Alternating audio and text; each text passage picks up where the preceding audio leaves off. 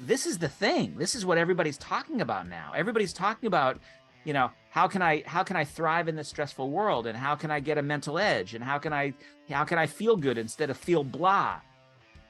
Friends, there's no shortcut or magic pill that'll make you feel mentally fit. It requires daily work across 5 mountains of integrated vertical development. But what if I told you there was real emerging science that validates thousands of years of Chinese and Ayurvedic medicine, which can help you feel better and propel you forward on your mental fitness journey by upgrading your gut-brain axis?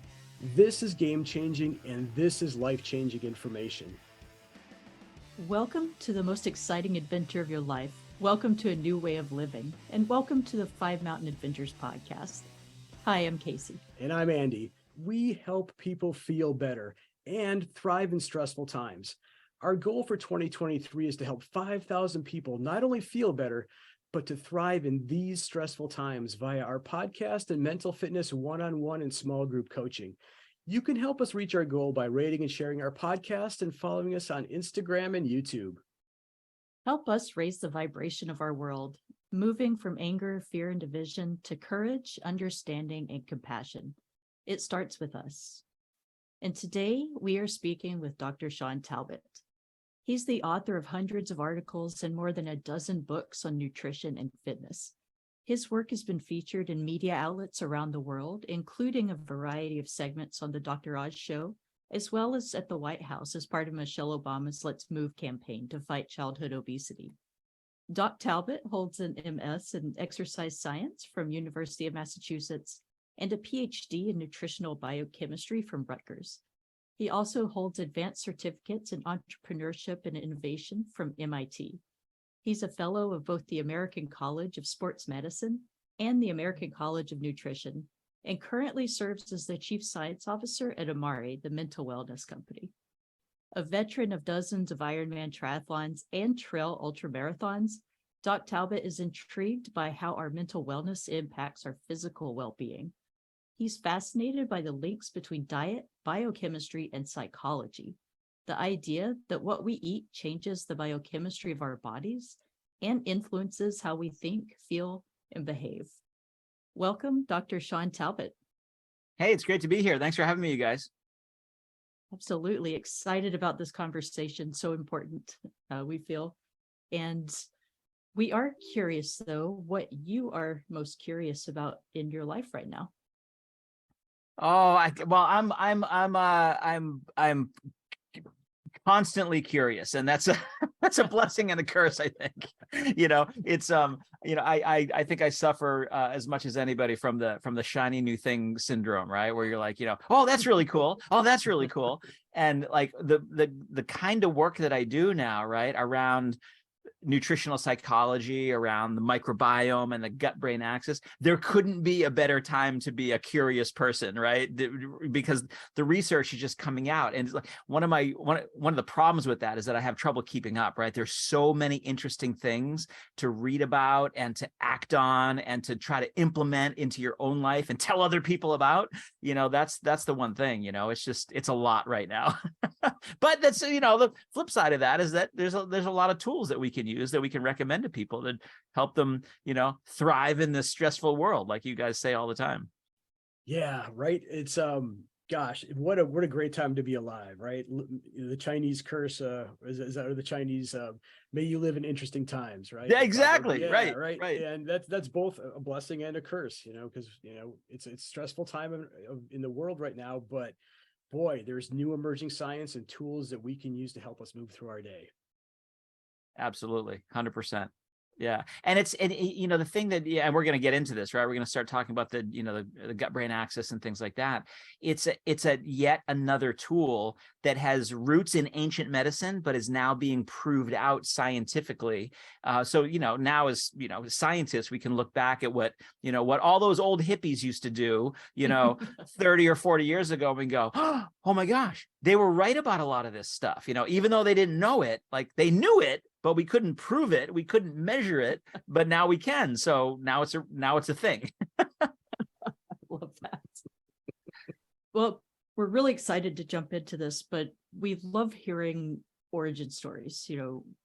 what got you to where you are today? Would you mind sharing kind of the journey that led you to the path that you're on? Yeah, sure. So, the way I refer to myself now, I refer to my career as psychonutrition, or sometimes it's called nutritional psychology. That didn't actually exist 20 or 30 years ago, but I've been doing that work all along. It's this idea of, and you said it, Casey, a little bit in the introduction, right? So my PhD is in nutritional biochemistry. So I know the biochemical impact of food and nutrients and things like that. You eat this food or you consume this nutrient, and a stress hormone like cortisol goes up or down, or an inflammatory marker goes up or down, right? So that's the biochemistry of it.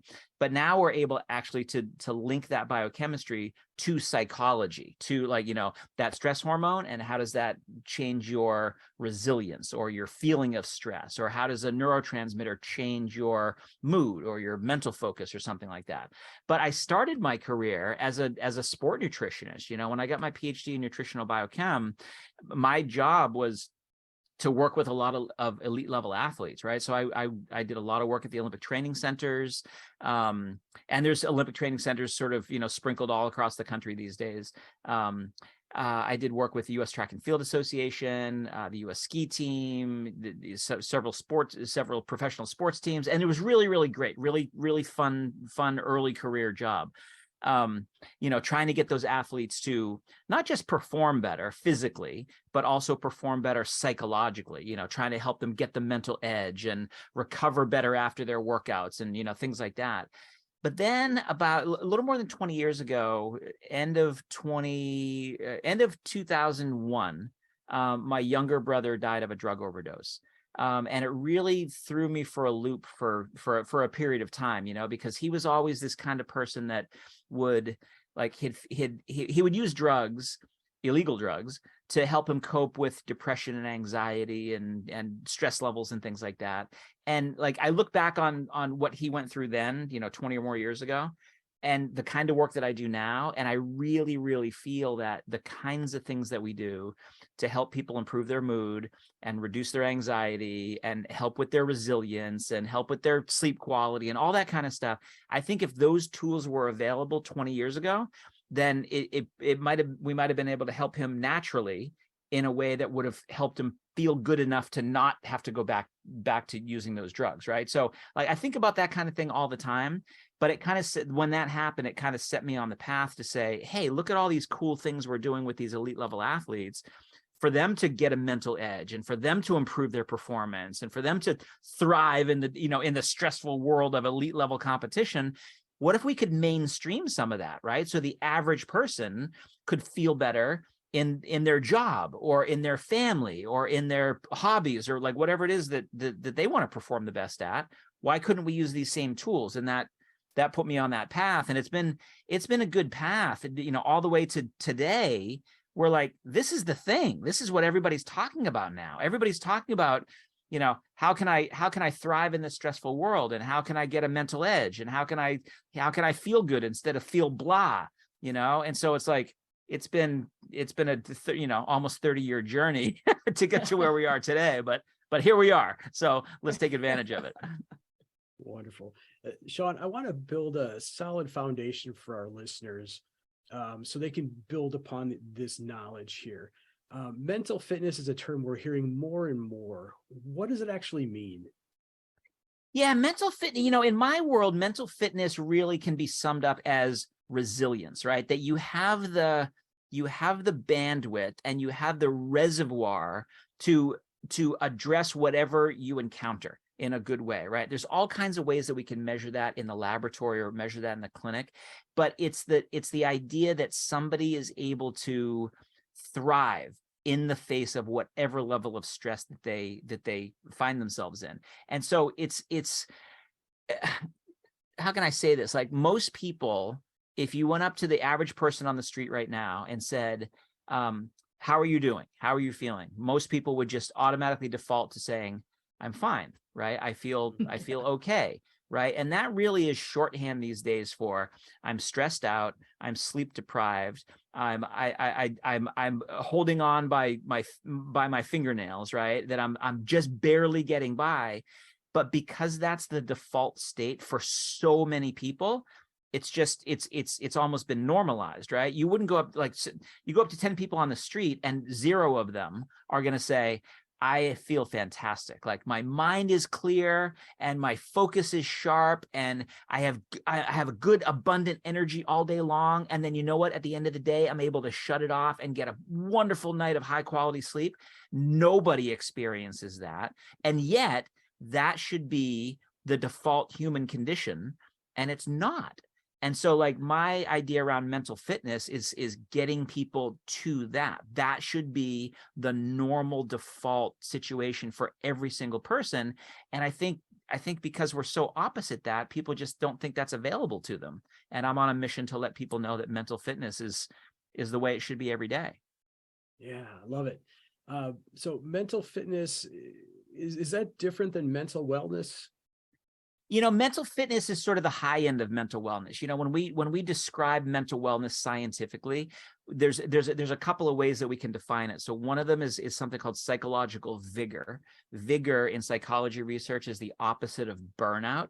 So vigor is defined as a sustained 3-tiered mood state characterized by physical energy, mental acuity, and emotional well-being, all wrapped up into one thing. That's vigor. So vigor is the opposite of burnout. That's how people want to feel. That's when you have vigor, not only are you physically energized and you're mentally sharp, but you're motivated, you're resilient, you're the kind of person that, you know, can get things done and solve problems and form strategies and that kind of stuff, right? So that's vigor.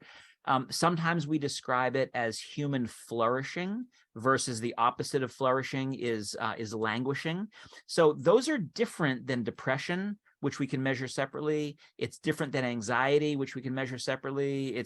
So there are all sorts of slices of mood state, and mental fitness, I think, is when people are trying to optimize all of that. A lot of times I describe to people that there's this, what I refer to as a mental wellness continuum, where at the low end of that continuum, you might actually be depressed and anxious and burned out.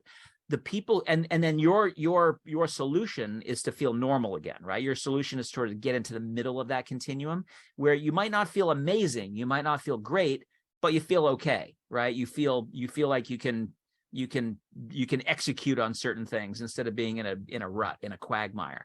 But then mental fitness is even another step above that, where you're really starting to fire on all cylinders and really starting to, you know, have an advantage over the competition, so to speak. Yes. Wonderful. So exciting to be talking about this. And I love that you brought up the point of how our society has just normalized feeling burnout and almost tend to take pride in just doing the 9 to 5 drive and the grind all the time, grind, and exactly. never resting. Exactly. It's almost a badge of honor for certain people, right? And Right. luckily, like, one of the things I just love is that is starting to change a little bit. You know, where it used to be that people would just talk about how many hours they were putting in and how little sleep they got and how hard they were driving. And now I think post-pandemic, I think people are coming out of that a little bit and going, that's for the birds. Like, that didn't help me at all. That, in fact, that caused so many problems in my relationships and my quality of life.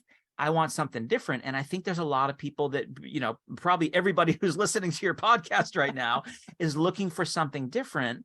And this is a way for us to frame that and say, look, this is available to everybody. It's not something that's just like this pie in the sky thing that's available to some, you know, magical few people who have figured it out. There's some very solid principles that we can recommend to people to bring them closer to mental fitness and, you know, away from burnout and away from languishing.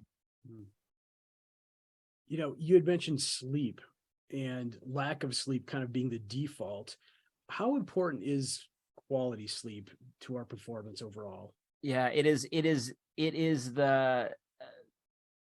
as important as anything. It's as important as your nutrition. It's as important as your meditation practice. It's as important as your exercise regimen.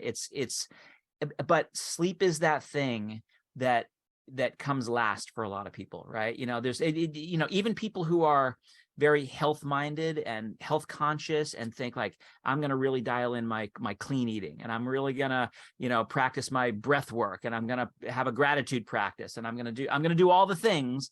Sleep comes last, even for those people. And they think, well, I'm probably one of those people who can get by on 6 hours. And you're not. None of us are, right? That's hate to break it to you, but like even the toughest people in the world, right? The Army Rangers and Navy SEALs and like those kinds of people, they get broken by sleep deprivation, and it's not a lot. It really is just missing a couple hours. Like if we say to people it's 8 hours, right? We use 8 hours as sort of the shorthand, like this is the recommendation.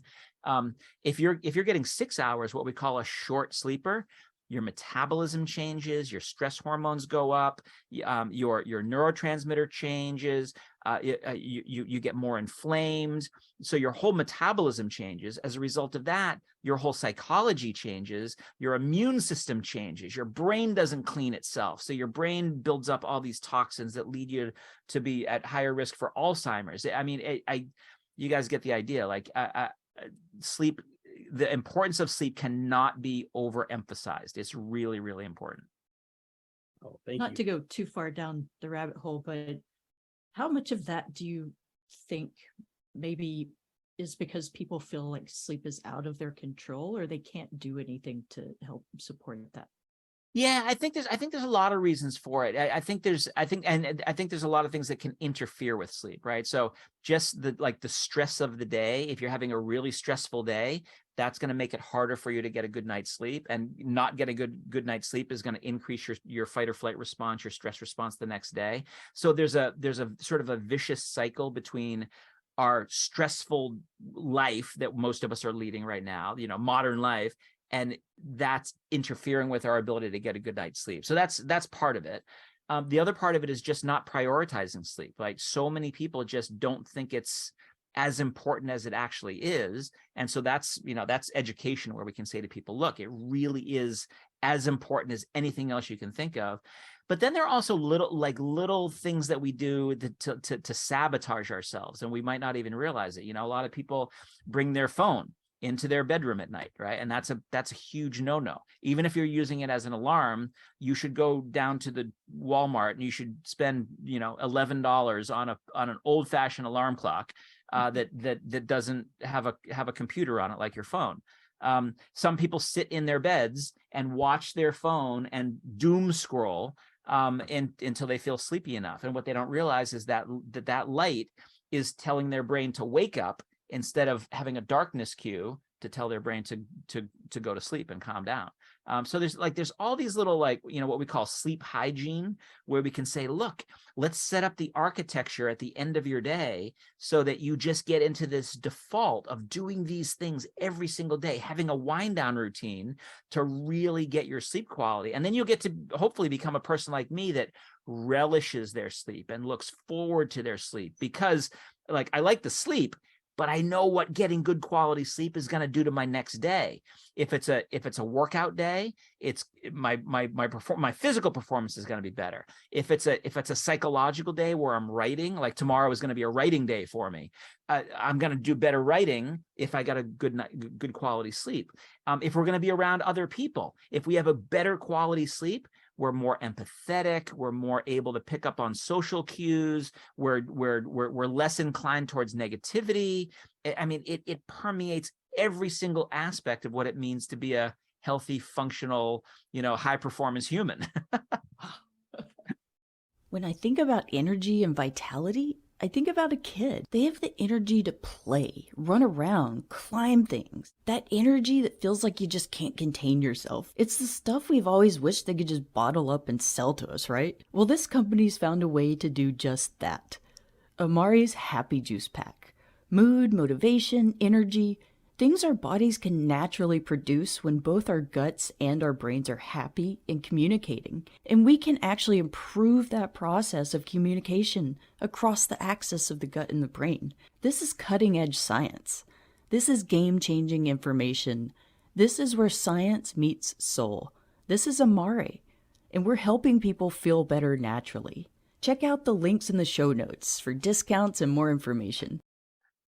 A term we're starting to hear more and more from emerging science is gut-brain axis. Could you explain to us what that is? Yeah, this is fundamentally changing not just how we think about mental fitness, what we're talking about right now, but fundamentally changing what we think about all of health and medicine, the gut-brain axis. So this is the idea that how we feel is not just in our head, it's also in our gut. So our gut, what we call the second brain now, because your gut is the source of the majority of the neurotransmitters in your body. So approximately 90% of our serotonin is made in our gut. And serotonin, a lot of your listeners will know, is the neurotransmitter of happiness. If we don't have enough if we don't have enough serotonin, we're likely to be depressed. And if we can get the level of serotonin up higher, we're likely to be less depressed or happier. So 90% of it is made in the gut. If we want to be as happy as possible, we need to look at what the gut is doing first before we think even about what's happening up in the brain. Similar for dopamine, about 70% of dopamine is made in your gut. That helps with motivation. Probably half of our GABA, which is the body's relaxing neurotransmitter, that's made in the gut. The gut also makes a variety of other signaling molecules, short-chain fatty acids, and a whole bunch of other things. So if we're not taking care of our gut, or our gut is out of balance, our whole gut-brain axis is going to be out of balance. So we're not producing the neurotransmitters in the first place, which means they can't be received by the brain. And so you're producing them in the gut, you're receiving them in the brain, and you're sending them between those two brains across the axis. And your axis is how those signals travel. Some of those signals are going to travel through your nervous system, which is one part of the axis. Another part of the axis is your immune system. Another is your circulatory system, your endocannabinoid system, etc.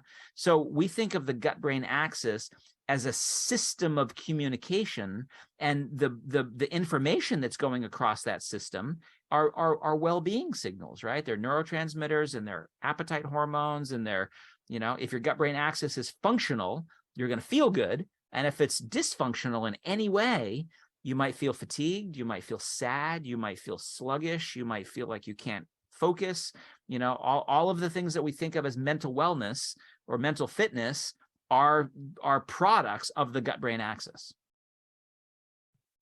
So what I'm hearing is this affects all of our neurotransmitters, pretty much our entire system. Is there anything else that's affecting specifically our mental health in that regard? Yeah, well, I mean, lots of things. So if your gut-brain axis is out of balance, your immune system will be out of balance. And so, like, here we're just on the coming out of this global pandemic, there was a really close linkage between your psychology. Are you depressed, anxious, stressed? How your immune system is functioning, and most people just think of their immune system as a shield to protect them from viruses and things like that. Right. But a lot of your immune system is governed by what's happening in your gut. So just like your gut is making your neurotransmitters, your gut is actually orchestrating what your immune system is doing. So, if your gut is out of balance, you're not going to feel good. If your gut is out of balance, you're not going to be able to protect yourself as well. And so, like, there's a lot of this linkage between, like I said a few minutes ago, what we're learning about the gut-brain axis is fundamentally changing everything we think about when we think about human health, psychological health, physical health, even the aging process itself is thought to reside a lot in what's happening in the gut. And specifically, when we talk about the gut in that way, we're talking about the bacteria in the gut, what we refer to as the microbiome. So, like, we really have to take care of our bacteria as much as we take care of any other aspect of our health. Yeah. So how would addressing the connection here between our microbiome, I guess the heart is in there, and the brain help us perform better, whether we're running an ultramarathon or even just facing our everyday stress? Yeah, whether you're trying to train for an Ironman, or you're just trying to get to the end of the day with enough energy to be able to spend it on your family and your kids and your pets and your hobbies and things like that. It's all the same stuff. So, gosh, where to even start? It's if you're taking care of your microbiome, bacteria, and you're taking care of making sure those signals traverse that entire gut-brain axis, it impacts on every aspect of performance, and so I say to people all the time, you don't have to be an elite level athlete to take advantage of this kind of stuff, right? You might want to just be like a more engaged partner. You might want to be better with your coworkers. You might want to be better and more present with your family. And like whatever level of performance that you're trying to achieve. Like I say this all the time, you want to become the best version of yourself. And the way to become the best version of yourself is to look at this first. And like one of the things I love about it, and this is probably my perspective as a nutritionist, is that you can change what's happening in your gut like with a snap of a finger by changing what you eat. So if we're feeding people the standard American diet, we know we're growing a population of bacteria that's going to make more inflammatory compounds and that are going to lead us to feeling more depressed.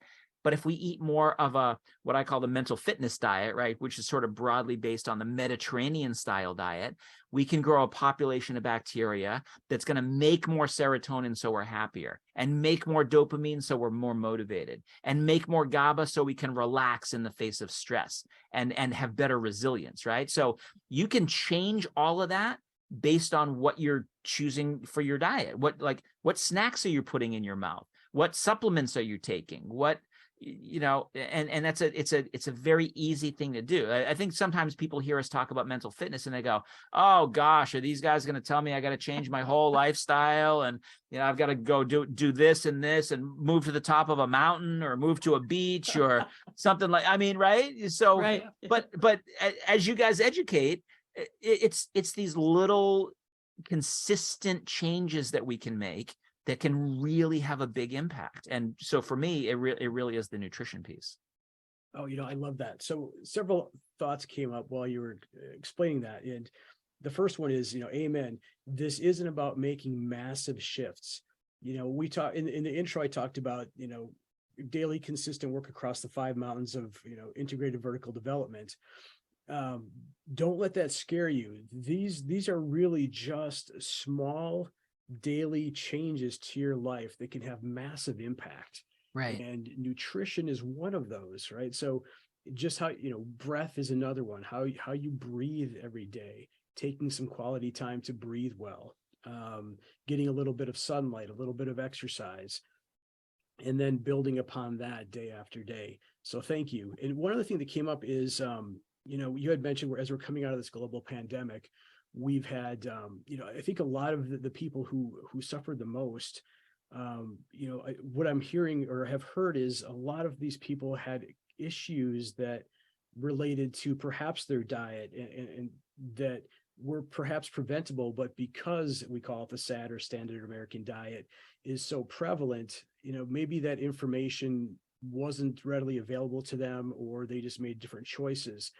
So where I'm going with this is, we have it within us and available to us every day to make really good choices.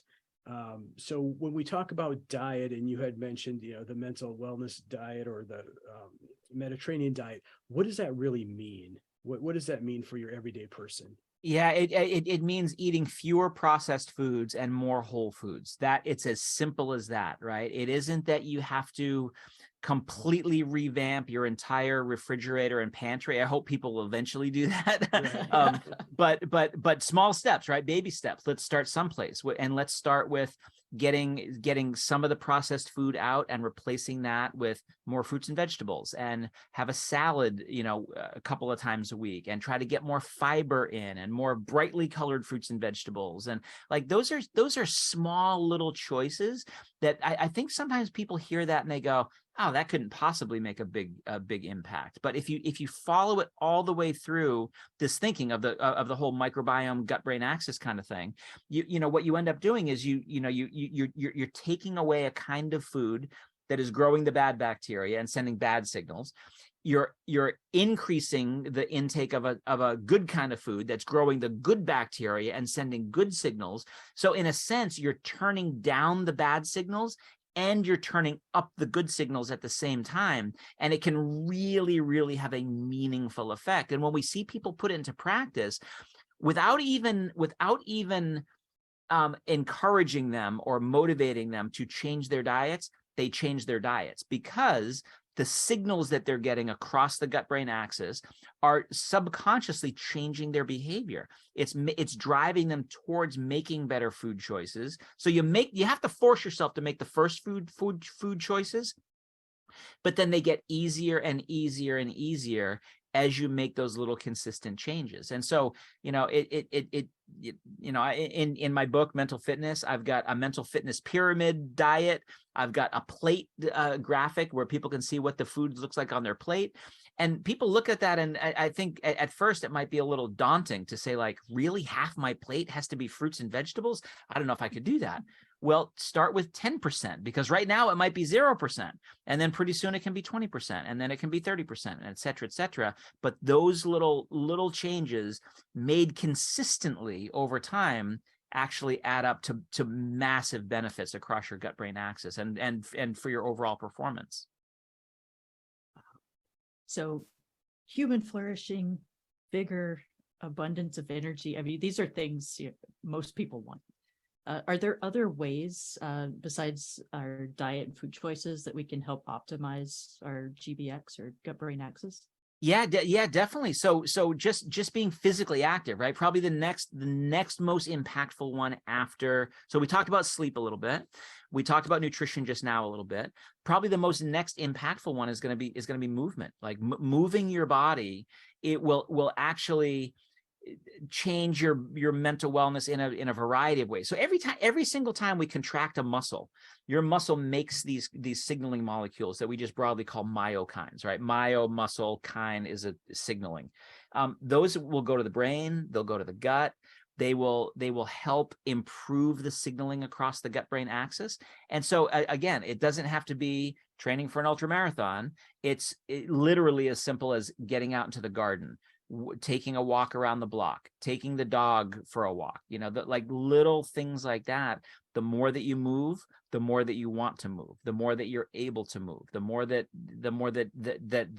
it like becomes a part of who you are. And I say this to people all the time, and I think you guys educate around this a little bit, that you want to try to become the kind of person who is an exerciser, or who is choosing a healthy diet, or who is thinking about their breathing, or who is getting a good night's sleep, right? The more you can start thinking of yourself as that kind of person, the more that it just becomes what you do, instead of something you're forcing yourself to do, right? Instead of saying, I hate exercise, but I'm going to force myself to work out anyway. That's not a long-term proposition, right? Because you're always forcing yourself against your nature.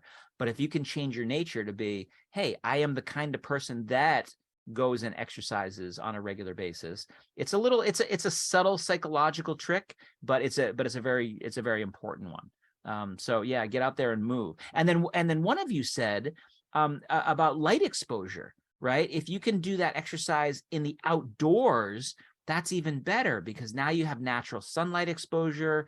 You're exposed to the sights and the smells and the air, and hopefully you can do it in a place that's like more of a natural setting, like a park or a forest or something like that. And then you get the benefit of the plants around you, and there's a whole body of positive psychology research now called nature therapy, right? Sometimes it's called green therapy when you're exposing yourself to, to forests and to parks, or blue therapy when you're exposing yourself to water, or yellow therapy when you're exposing yourself to sunlight.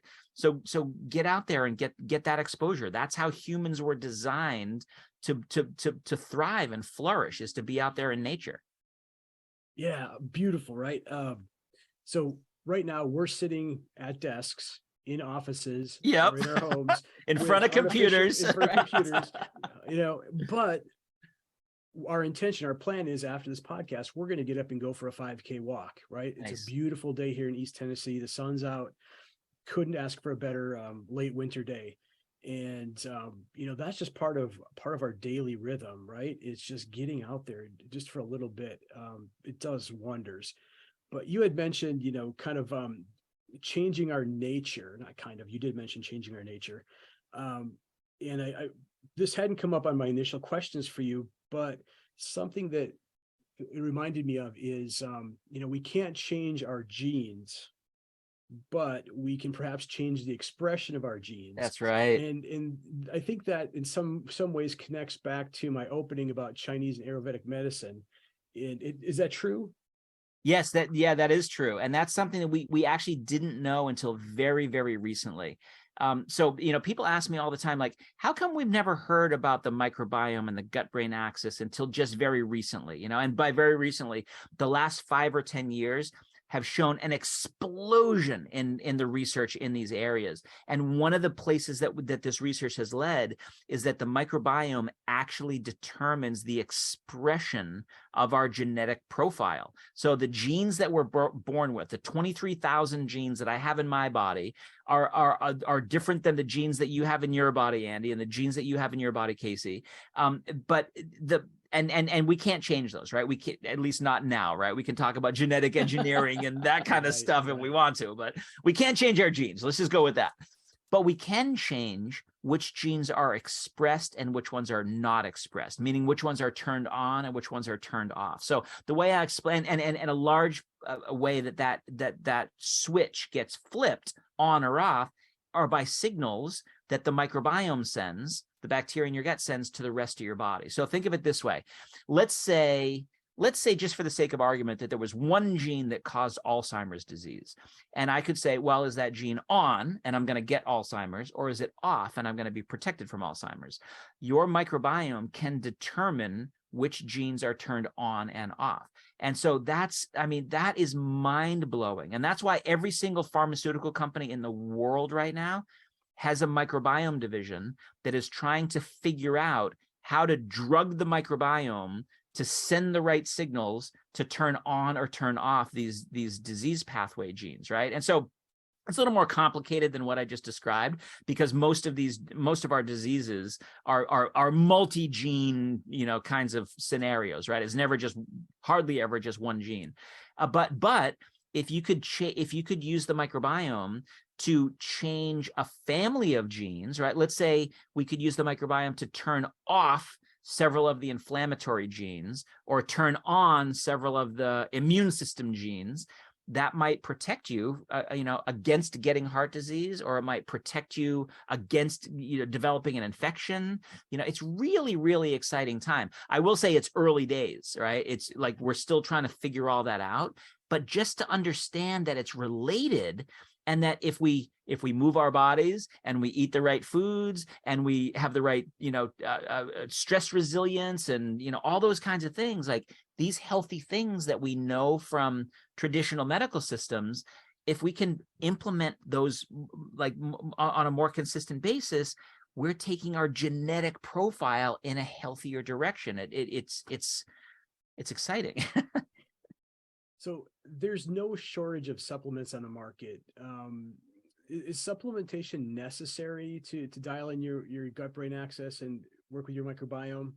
Yeah, I'm a big advocate of supplements, right? I say to everybody, I'm a food first nutritionist. Like I really want people to, like go for the big things first, right? Get the processed food out of your diet as much as possible. Get in more fiber, get in more fruits and vegetables, that kind of stuff. You don't have to be eating a perfect mental fitness diet or a perfect Mediterranean diet, but like, let's go and do those kinds of things first. Don't ever think you're going to be able to just pop a pill and not worry about your baseline diet. It doesn't work that way, right?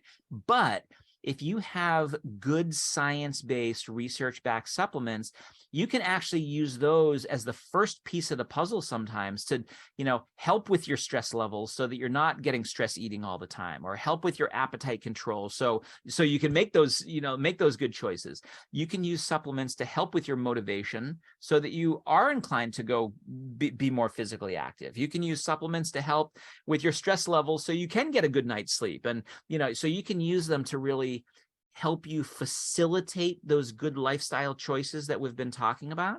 But it's a little bit of the Wild West out there with supplements, right? There's probably more, not probably, there are definitely more garbage supplements on the market that make claims that don't live up to what the supplement actually does.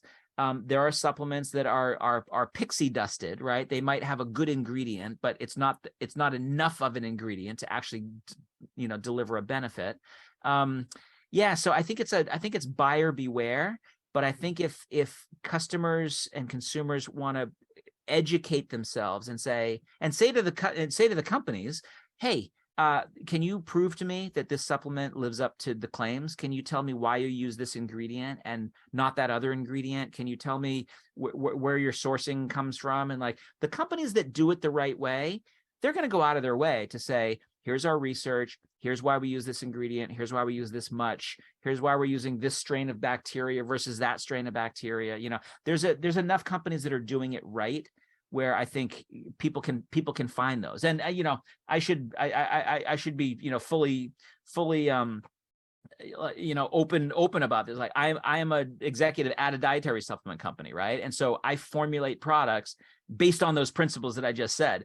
You know, I'll formulate products and say, I want this strain of bacteria because it's been clinically validated to help with stress levels or mood levels or resilience levels or whatever.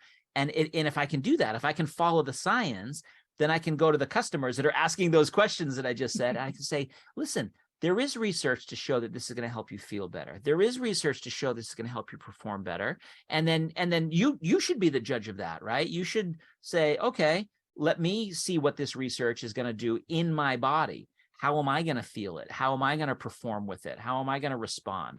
And you know, if you follow the science, you can be reasonably reasonably proven, you know, that you're going to get those benefits. You know, the other day I was watching TV and I think it was on a commercial, probably for a nutrition company. I don't remember the exact facts. I'm going to paraphrase the best I can here, but it kind of struck me is this person that was talking was supposedly a medical doctor. Mm-hmm. And, you know, he said that in medical school, you know, we're taught to, you know, to treat the symptoms. And, you know, we do this with pharmaceutical drugs, right? And then those pharmaceutical drugs could have side effects. And then to mitigate those side effects, we take, you know, you take another drug, right? Another drug, right? And don't get me wrong, I'm not anti-pharmaceutical. I'm not anti-medical doctor. You know, full disclosure, I'm on a couple of prescriptions right now myself, but you know, well, first of all, I guess, you know, and just to kind of piggyback on that, a conversation I had with a friend a couple of months ago was, well, he doesn't take any supplements because his medical doctor told him he gets enough nutritional, you know, vitamins and minerals through his diet, Mm-hmm. through everything he eats. And I thought there's maybe a couple good points to suss out there. You know, the first is natural versus artificial. Mm-hmm. And do we actually get the proper nutrition through just our diet? Yeah, so that's an easy one to answer. The answer is no. Nobody does. Not even a professional nutritionist like myself, right? I've got a PhD in nutritional biochemistry, for goodness sakes. And like even if I ate a quote unquote perfect diet every single day, that food that I'm getting at the grocery store does not have enough of the nutrients in it to get me even to the recommended amounts, right? Which are not the optimal amounts, right? That's been proven over and over and over again, right? If you look at the very largest national surveys in the United States, nobody is getting the recommended amounts, and certainly not the optimal amounts of all those essential vitamins and minerals, right? That data is, you can't argue against it. It's massive data sets collected over many, many years. And if people are saying that you are getting everything you need from your food, they are not up to snuff on the latest data, right? But that same data set that we have in the United States also exists in Europe, also exists in the UK, also exists in South Africa, also exists in Australia, and in many parts of Asia. It's the same thing. When we're eating a processed food modern diet, when 60 to 70% of our calories are coming from processed and ultra processed foods, we're not getting the nutrients that we're getting. And that's only looking at vitamins and minerals. It's not even looking at any of the phytonutrients, the flavonoids and the polyphenols and the carotenoids and the tocotrienols and things like that come in seeds and nuts and fruits and vegetables and whole grains and all that kind of stuff. So absolutely not. You can't get everything from your food. The next piece becomes, okay, I need a supplement. What do? Well, what most people do is they go to the grocery store and they buy one of those, once a day kind of, Flintstone kinds of vitamin. I don't want to pick on any particular one, but you guys know what I'm talking about. Right. And they go, okay, now I'm covered. They take one pill and they think they're covered. But what a lot of those really inexpensive products do is they use the cheapest version of vitamins and minerals, and they're not well absorbed. Some of them are synthetic, so they're not absorbed and retained in the body very well. So you're doing something, but you're not doing very much to solve that nutrient gap.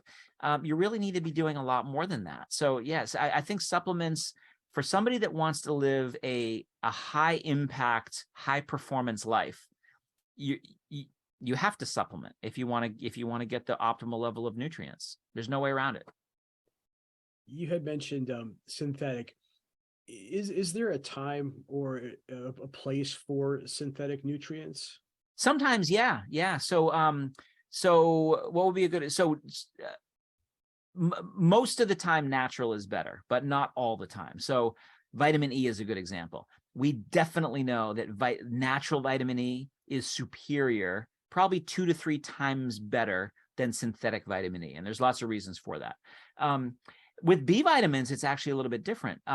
Synthetic B vitamins, meaning, and when I say synthetic, the way that we get synthetic B vitamins is we have, instead of extracting them from food, we actually have bacteria produce them. And so if we have bacteria produce them in a fermentation process, we can get a very pure form of B vitamin that also has better stability. It also has better absorption in the body. So a synthetic B vitamin, or a nature identical that's made by a bacteria, actually has better stability and better absorption in the body, and so we get a better effect than if we used a natural. So like, there's some places where you can say like synthetic probably isn't the right word for it. Nature identical is probably a better word for it, but you have to really consider that based on every single nutrient. Minerals are just rocks, basically. So, those are coming from somewhere. They're coming from the Earth's crust somewhere. But the way that we can make them better is we could take something like zinc is a good example. Zinc is all zinc is the same, right? It's going to be extracted from some sort of a mineral aggregate somewhere. But then how can you make that poorly absorbed zinc better? You can wrap it with an amino acid, or you can wrap it with a phytosome. There's ways you can improve the absorption of that poorly absorbed thing. And that right there, that's kind of a synthetic process, even though you're taking a natural zinc and a natural amino acid, and now you're putting them together in a way that doesn't exist in nature. You're doing it so that you get a better natural effect in the body. So, it's a little more complicated than just to say natural is better or synthetic is better. There's a little bit of gray area there. Awesome. Thanks for explaining that, because that's one of those areas where I've come across in the past of like, synthetic, what? Mm-hmm. I'm not sure if that really, I want to keep ticking off a couple other points though, as we, again, moving out of the COVID.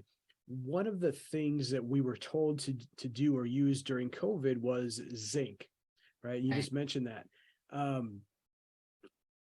So what we noticed was, people posting their Instagrams and Facebooks with their big bottle of, 100 milligrams of zinc and taking it 3 times, just kind of popping. Is that actually healthy? No, it can actually be detrimental to your immune system, right? So zinc is an essential nutrient. The optimal level of it for most people is going to be around 15 milligrams a day. So if you feel like you're getting a little bit sick and you might say like, oh, maybe I need a little bit more zinc. Like if you went up to 30, like doubled it, that might be okay for a couple of days. But if you tripled it and you went up to 45, you take 45 milligrams of zinc for a week or two, and you're going to get into a zinc toxicity situation, right? So zinc is I'm actually glad that you asked about zinc, because that's one where there's a very narrow safety window where like too little is bad, just the right amount is good, like what we call the Goldilocks syndrome.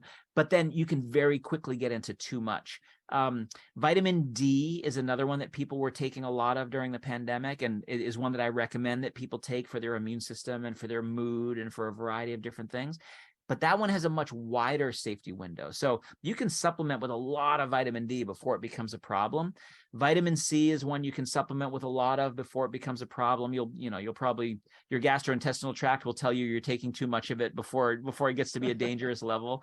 But yeah, that's a problem that a lot of people get into. They think like, oh, well, if a little bit of this thing is good, then a lot of it's going to be even better. And sometimes a lot of it can actually be worse for the thing that you're trying to solve. So, that's one of the reasons I tell people, like, look for research-backed supplements, but then also follow the label directions and don't go, exceeding them just because you think more is better.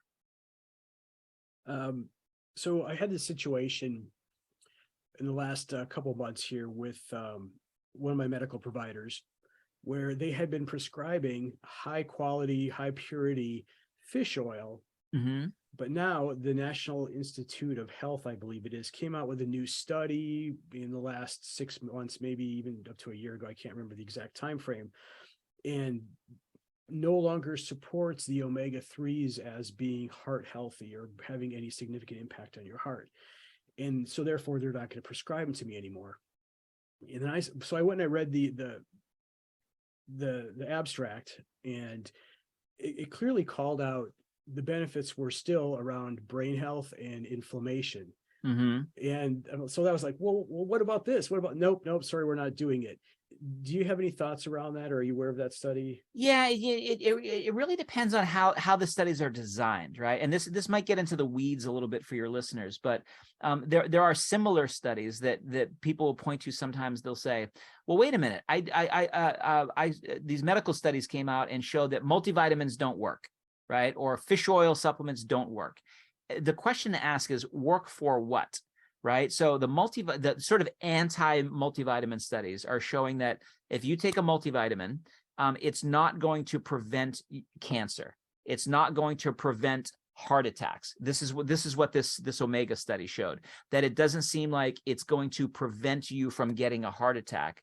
But what it is going to help you do is have better blood flow. It's going to help with your brain. It's going to lower your inflammation, which is related to a bunch of other conditions, but it might not prevent you from getting a heart attack. And why is that? Well, it's because there's all kinds of other things that can cause a heart attack. There are arrhythmia issues. There are cholesterol issues. There's a variety of different things. So it's almost like throwing the baby out with the bathwater, where you're saying like, well, it doesn't prevent this one thing, even though it does these 10 other beneficial things.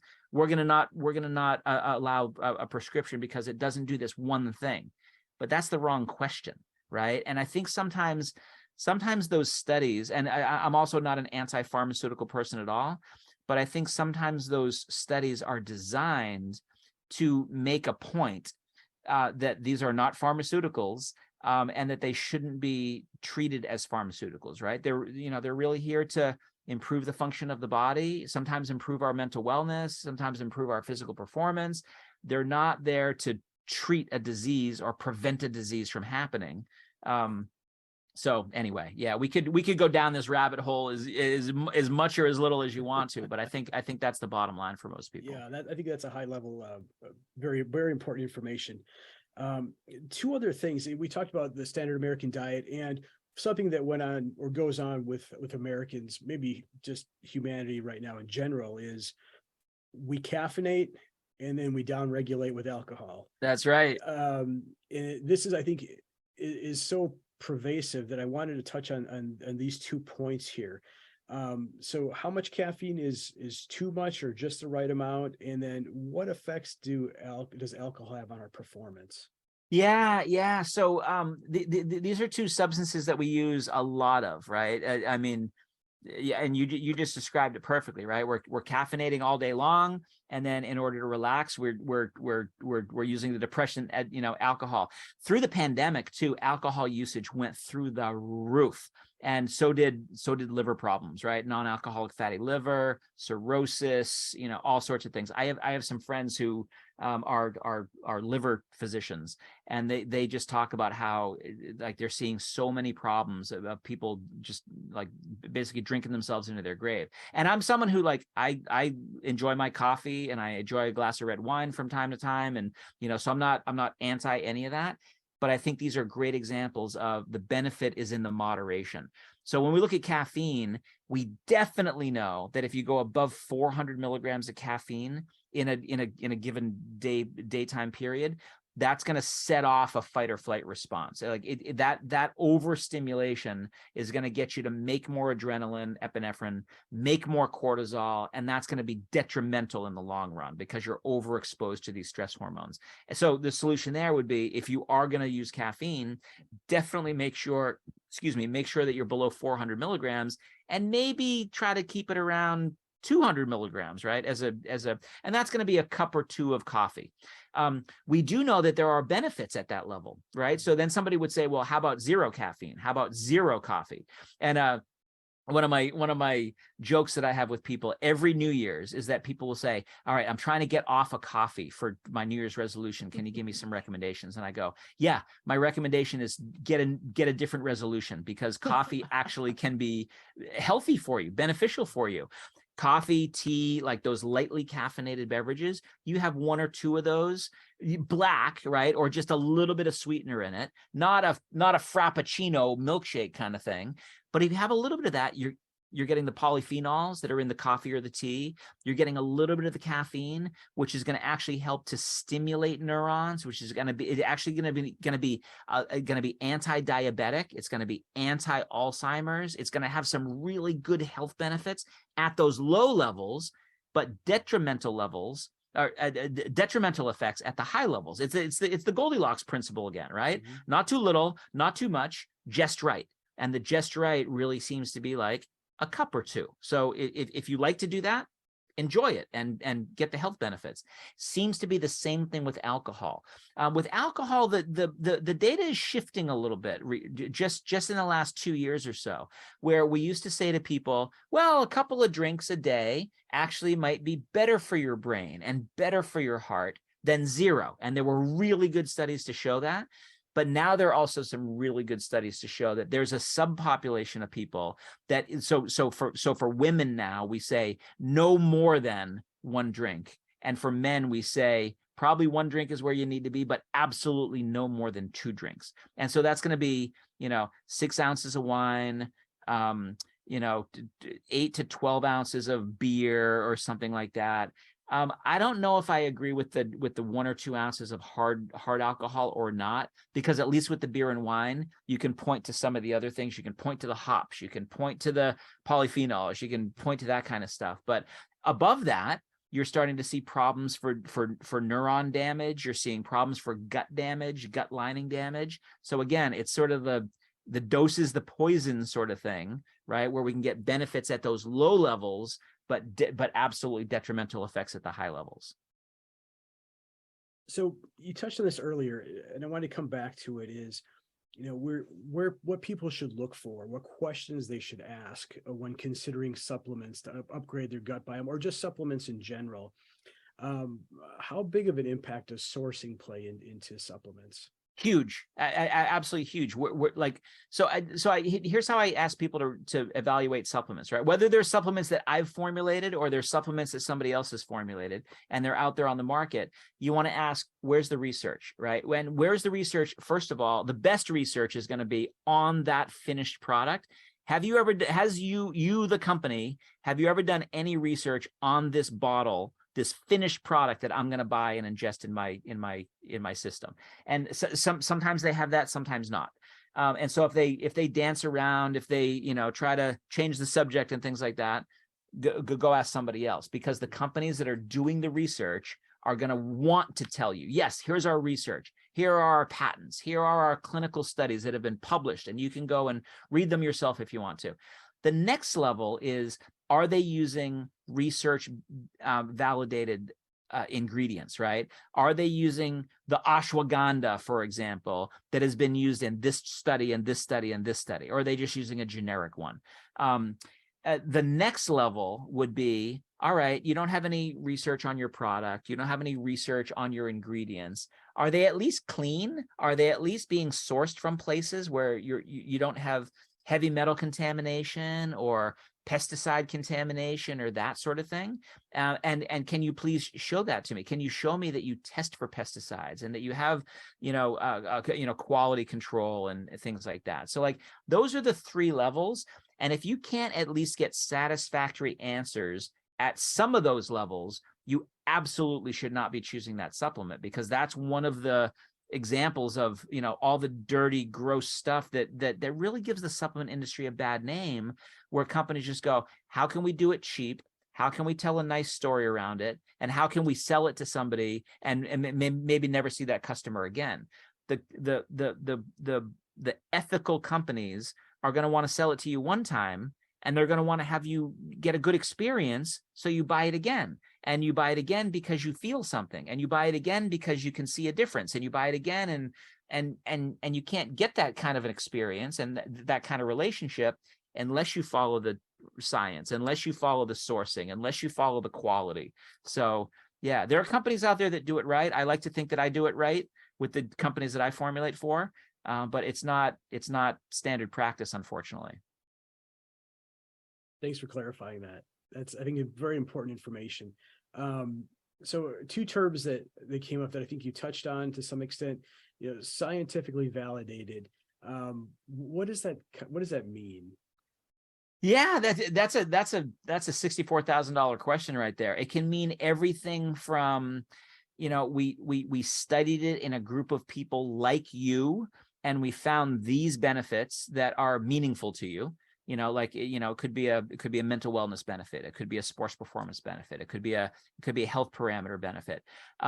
It could be that it's been studied in animal models, right? And in mice, it helps the mice live longer. And maybe that's close enough, and you want to take a chance on it, right? There's a lot of supplements in the anti-aging category that are like that. Resveratrols and NADs and NMNs, and it gets to be a whole alphabet soup of all these different kinds of things that certainly they make mice live longer and they make worms live longer. But is that enough information for you to see if it's going to make you live longer, right? That study could never be done in humans, because you'd have to run an 80-year-long study, and no one's going to do that, right? So there's some of that, like the research, the scientific validation is good enough for me to take a chance on it or not. And then there's a lot of things that have just never been studied. And you have to say, like, well, has it been used in a, traditional Chinese medicine, for example? Like, oh, they used it for 3,000 years and there must have been something to it. And I'm going to use it for, general health tonic, right? So those are all different levels, so to speak, of scientific validation. And people have to sort of determine, like, where's their comfort point, I guess. Yeah. I hesitate to use this moniker, but I think to some degree, we're kind of biohackers. So, yeah, sometimes we're willing to take a chance on something that maybe doesn't have the blind or double, the placebo, peer reviewed, that type of thing. But, overall, I think that there's a lot of great information out there. And if you take the time just to look at it instead of going with the slick marketing, because I think a lot of supplement companies are really great at really slick marketing, right? Exactly. To get you to pull you in, and there's maybe not a lot to the substance of the product itself. Yeah. I said somebody shared a video with me the other day of a company that just launched a new gut health product, right? So beautiful video that they sent me. I was like, wow, this looks amazing, right? And they told a good story about how it works and the ingredients and the sourcing and all that kind of stuff. And then I went and I looked at their supplement facts panel, and I was able to go, wait a minute, here's their bacteria. Not a single one of them tells me what strain it is. And if I don't know the strain, you actually don't know what it's going to do. Look at these herbs that are supposed to support gut health. Not a single one of them is a validated, scientifically proven herb. Like, none of them have studies on them. None of them were standardized to any bioactive ingredients. And so I'm like, wow, if I were a typical consumer and just looked at that really slick video, I might just go, yeah, of course, click and buy. Let's try some of that. And I probably would have wasted my $50 or $60 because the what's in the bottle doesn't really match up to what was in the marketing, right? So you have to be able to go, like, what I should have done if I really wanted to buy the product is email the customer service and say, can you show me the research? And where does this ingredient come from? And I noticed on your label that you're not listing the strains. And can you tell me what strains?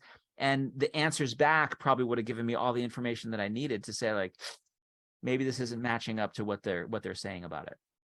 So you are the Chief Science Officer for Amari Global, which is also known as the Mental Wellness Company. Right. And Yeah, that's our tagline, the Mental Wellness yes, Company. I love that. And we're not hiding the fact that we love this company. We are big proponents of it, and it has literally made huge changes in my life, from reduced migraines to reducing medications I was on, and just overall feelings of well-being, joy, and happiness. I could go on, but what makes this company different from the other nutritional companies that are out there? Yeah, well, I think it's some of the things that we've just talked about. We are one of the few companies, not the only company, right? But one of the very few companies that really does follow the science, right? When we say we're going to develop products that help with mental wellness, and we're going to name our company the Mental Wellness Company, we need to make sure that those products truly deliver. And the way to make them deliver is to follow the science. So, the example that I just gave, that other company that had great marketing, but not great formulas, they could have made their product better by choosing the actual strains of bacteria that have already been shown to help with depression and help with anxiety and help with stress. That's what we did, right? We said, let's go, why don't we just get those? Those have already been validated. Let's get those and put them in our products. Okay, good. That's a great place to start. Now let's look at some of the herbs that are used. Instead of going out there and getting a generic ashwagandha, let's go out there and get the ashwagandha that was actually used in this clinical trial to show that it helps with tension and anxiety and brain fog and those sorts of things, right? So now let's go and get the prebiotic fibers that have actually been used in the studies to show that they help improve resilience, and they help with leaky gut, and they help with whatever, right? So it's not hard necessarily, right? The research is there. It's available to scientists that are doing these formulations to go and choose the right ingredients. But the problem with it is that they're expensive, right? For the ingredient companies that are doing the research, there's an investment there, right? They have to pay money to get that research done and get it published and have good quality control and source it from the right field in India or Africa or South America, wherever this stuff is coming from. That there's a cost associated with all of that. And I think a lot of companies, finished product companies, look at that and they go, I could get ashwagandha, not the same ashwagandha, but I could get some and I could still put it on my label. And it might not be the same stuff, but good enough, and good enough is not good enough, right? Good enough is cutting corners, right? Good enough is getting something that isn't standardized or isn't used in the clinicals or doesn't have the same quality control. And so you might go, oh, good enough, and it just has a little bit of pesticide residue in there, right? Customers don't want that, right? People who really care about their health want the good stuff. And I think they're prepared to say, you know what, I'm going to pay an extra $5 so I can feel good about where it comes from and the fact that it's going to work in my body and I'm not going to get side effects from it. And it's not going to give me a rash or, whatever the case may be. But like, there's people who do it the right way and people who don't. You had mentioned pesticides, and this is a whole other rabbit hole we won't go down today, but neurotoxicity and pesticides is just like, wow, right? You tell a great story that we've heard about ethical sourcing and where you're sourcing some of your ingredients, and one of them that struck me was around was it palm fruit extract or palm fruit? Am I remembering that correctly? Where there's a certain area of the world where it's very detrimental to the planet, and then there's another part of the world where you guys source it from. I'll just let you tell the story if you don't mind. Yeah. So palm fruit is a good example of that. So we're one of the very few companies in the world that uses a water soluble palm fruit extract, and the reason we use it is because it can help the heart to be more efficient at doing its job as a pump. But because of that improvement in efficiency, the electrical activity of the heart changes, and the electrical activity of the brain changes. So what we call the heart-brain axis can really be improved with palm fruit extract. So you get a physical performance benefit, you get a mental performance benefit out of this one nutrient. It also increases dopamine. It also increases compounds, neurotrophic factors called BDNF that help to protect neurons and grow new neurons. So it does a lot of really good stuff. So we were really excited to use this.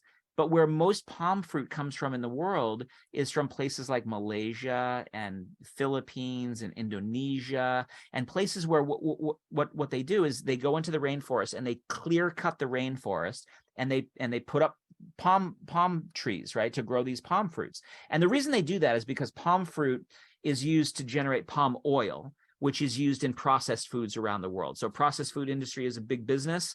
They need a lot of palm oil, and so they need a lot of palm plantations.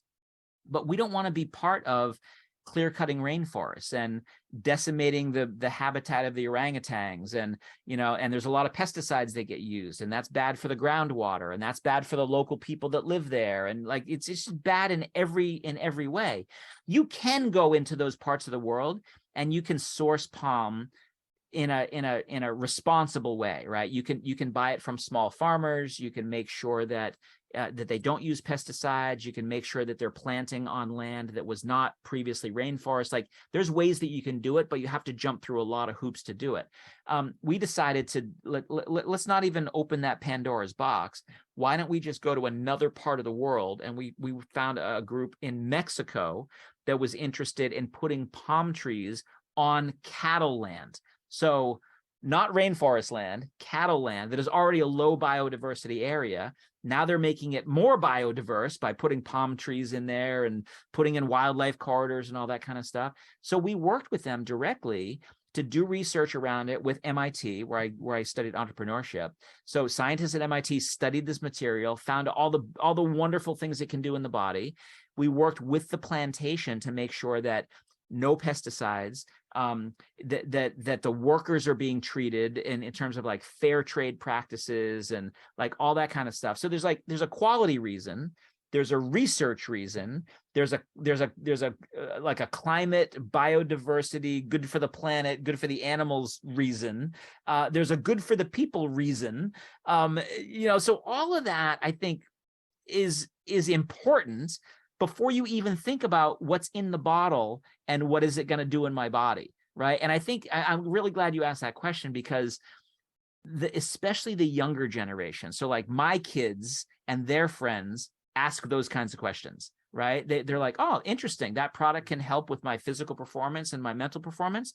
Where do the ingredients come from? And how are they grown? And who's growing them? And are you paying a fair wage? And like, those are things when I was their age, it wasn't even on my radar, but now is on the collective radar. And so, at Amari, we're making sure that we're answering all those questions. Love that world-centric, heart-centered view. Right. Because it's, and this is going to sound weird coming from a scientist, right? Because I'm more of a data-driven guy, but like that's all karma, right? It's all good for, you put that goodness out into the world, you hopefully get goodness coming back at you. And so that's, if we're going to be the mental wellness company, we got to practice what we preach. Absolutely.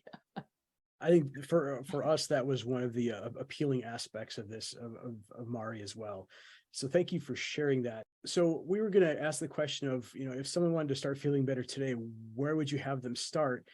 But I think I want to go a little bit further with that is, we've talked about all the diet, the exercise, the sunlight. Where would you have them start with supplementation? I mean, what would you recommend? What do you use? Yeah, so the thing that I recommend from the Amari portfolio is something called Happy Juice. And the reason I recommend that is because it's really easy for people to do. It tastes good. And it addresses a lot of what we've just talked about, right? So when we talk about the gut-brain axis as a system, there's things we can do in the brain to help us feel better without even thinking about the gut. There's things that we can do separately in the gut to help us feel better without even thinking about the brain. And likewise, the axis, we can just address, like, we can just make the efficiency of the axis in carrying those signals between the two brains better. And just because we do that, people feel better. So what Happy Juice is it's a coordinated approach to saying, let's do some things in the gut, let's do some things in the brain, let's do some things in the axis. And as a result of that, you'll feel holistically better. So I refer to it as coordinated neurotransmitter balance, where we can help somebody feel better by increasing their dopamine levels. They'll feel more motivated. But we can also help them feel better by increasing their serotonin levels. They'll be happier. And if you were to ask people to choose between those, would you rather have better serotonin signaling and be happier, or better dopamine signaling and be more motivated? Which would you choose? Most people would look at you funny and go, why I can't make that choice. Like, I want both, please. And so that's what Happy Juice is all about. And that's why we call it Happy Juice, to make it kind of, fun and approachable and things like that. But it's lowering stress hormones like cortisol. It's raising GABA. It's raising serotonin and dopamine. It's helping the entire system work better. And as a result of that, people take it, and literally the first day they take it, they come back and they go, yeah, I'm feeling better. I feel a little less tense today, right? That's great, because then they're going to take it tomorrow, and then the next day and the next day. And after a little while, their brain fog lifts and they can focus better. And after a little while, their resilience comes back. And not only are they low stress, but now they can handle more stress and they can solve problems better in a stressful situation. And then their mood is better, and then their anxiety is lower, and et cetera, et cetera. So, that is what I mean when I talk about mental fitness. It's about getting people to feel better in all those different ways instead of just some of those different ways. Nice. And I'm so excited to have options now that don't require, well, first a prescription. Right. I used to be one of the believers, I need a prescription to fix this or to do this or that. And the difference of the feelings of taking something natural like this and a pharmaceutical are just, it's so much cleaner, and, well, it feels more natural and sustainable, Right. I think, in my own body. So Right. it's so exciting to have these options. Right. And cleaner, I think, is a fair way to describe it, right? Instead of taking a synthetic chemical to force your body to do something, you're taking these natural compounds that are allowing your body to do something. And that's a subtle but a very, very important difference, right? If you can get your body to make more of what it needs to make it in the situations that you need them in the right amounts, that's just getting your body back in better balance. Like one of the ways that I describe the microbiome to people sometimes is that it is this wonderful, amazing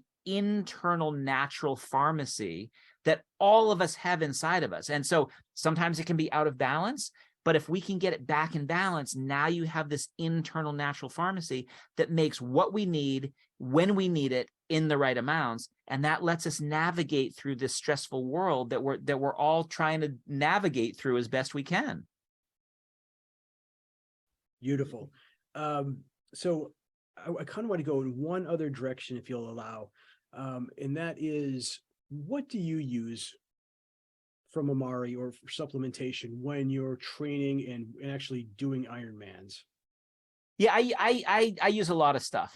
So my morning routine is the same every single morning. So I take the Happy Juice that we just talked about, and I take it along with two other products. We have a product called Menta Heart that has that palm fruit extract that we just talked about. So helping my heart-brain axis work better. That helps me. It's not really a pre-workout kind of a thing. I do take it before my workouts, but it helps with heart function, helps with brain function. But it's more of like a stamina kind of an effect, where you'll notice it not at the first part of your workout to get you motivated. You'll notice it at the end part of your workout to keep you going, right? So that's the kind of effect that you get. I also use a product that we have every single day called Mood Plus, which is a few years ago when we launched it, it was a finalist for Botanical of the Year because it has all of the best mood support supplements in it. So it has one ingredient called Kana that helps with resilience. It has another one called Rafuma that helps with overall mood. It has a really good ashwagandha that helps with anxiety and tension. and it has a magnolia bark that helps with stress eating and that kind of stuff. So stress, depression, anxiety, and resilience all in one product from an herbal perspective. And that's the one that, like, I really can't go without that. I travel with it. I have bottles of it all around because it really is something that you can really, it really takes the edge off and gives you, like, if you're somebody with a temper or somebody with a low, with a low capacity for dealing with BS, this allows you to roll with the punches a little bit better, right? So that's one that I use a lot. And then I use some of the standard things. Like, I know I need a good multivitamin, so I use our multivitamin called Vita GBX. I know I need a good fish oil, so I use Omega. We have a digestive product that has, honest to God, taken away my heartburn. I used to have really, really bad heartburn. Haven't had it probably in 5 years significantly since I started using that product.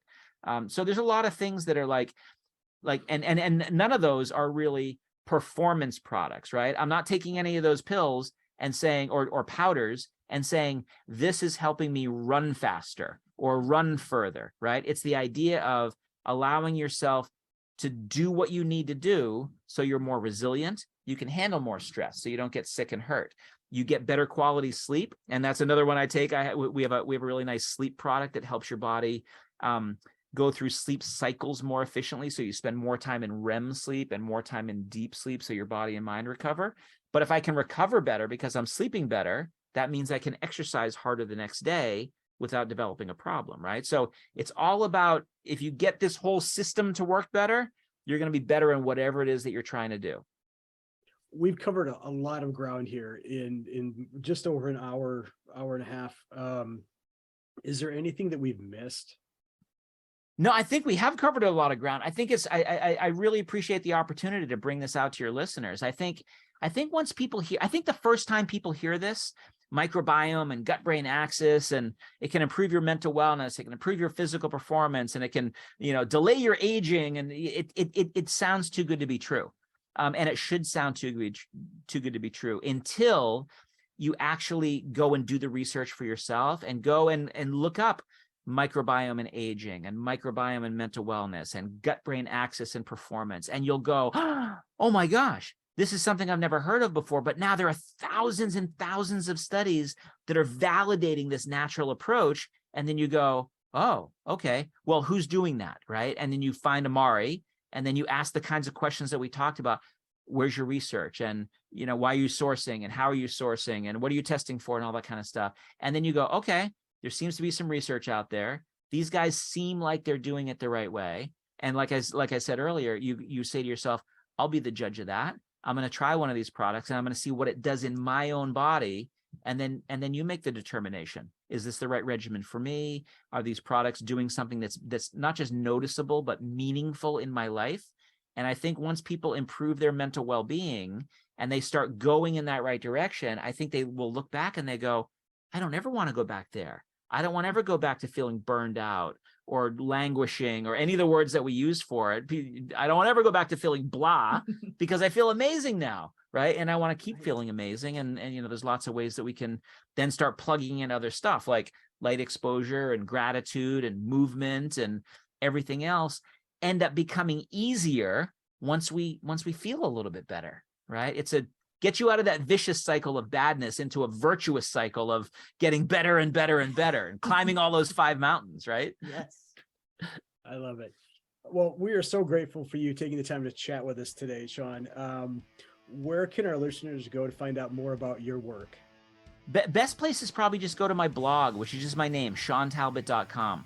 I post, summaries of research up there. I tell people where I'm speaking and where I'm doing my certification programs. I've got a YouTube channel also, if people want to see the videos, but a lot of times I link out from those from my blog. So yeah, go to the blog, ShawnTalbott.com is the easiest place. Awesome. We'll have links in our show notes. And once again, thank you, sir. We appreciate you. My pleasure. Take care.